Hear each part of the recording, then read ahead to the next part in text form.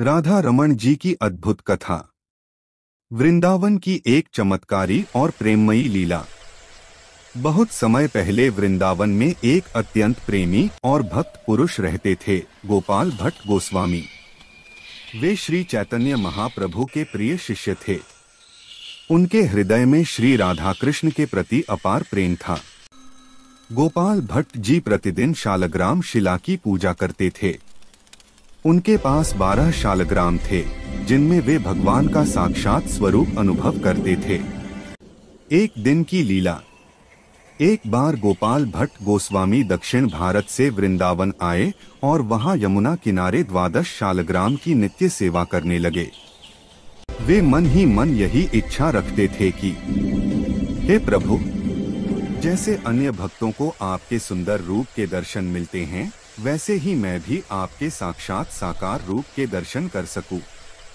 नरसिंह चतुर्दशी की रात। नरसिंह चतुर्दशी के दिन उन्होंने स्नान किया, पूजा की और मन में यही प्रार्थना की, हे प्रभु, यदि आप मेरे शालग्राम रूप में हैं, तो एक बार अपने साकार रूप में दर्शन दीजिए। उस रात्रि को उन्होंने एक कमंडलू में जल भरकर रख दिया और शालग्राम की सेवा कर विश्राम करने चले गए। अगली सुबह का चमत्कार।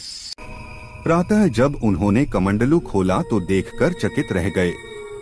जहां 12 शालग्राम थे, उनमें से एक शालग्राम रूपांतरित होकर भगवान श्री राधा रमण के सुंदर स्वरूप में प्रकट हो चुका था। भगवान स्वयं राधा रमण रूप में प्रकट हुए। छोटा, मोहक, मुस्कुराता चेहरा, मुरली धारण किए और उनके चरण कमल इतने दिव्य थे कि देखने वाले भाव विभोर हो जाएं। नाम क्यों पड़ा राधा रमण?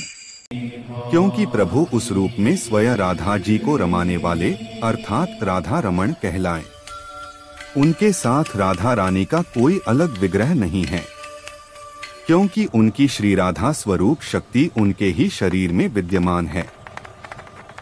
इसलिए वृंदावन के राधा रमण मंदिर में केवल एक ही विग्रह है, परंतु दर्शन करते समय राधा कृष्ण दोनों के दर्शन का अनुभव होता है।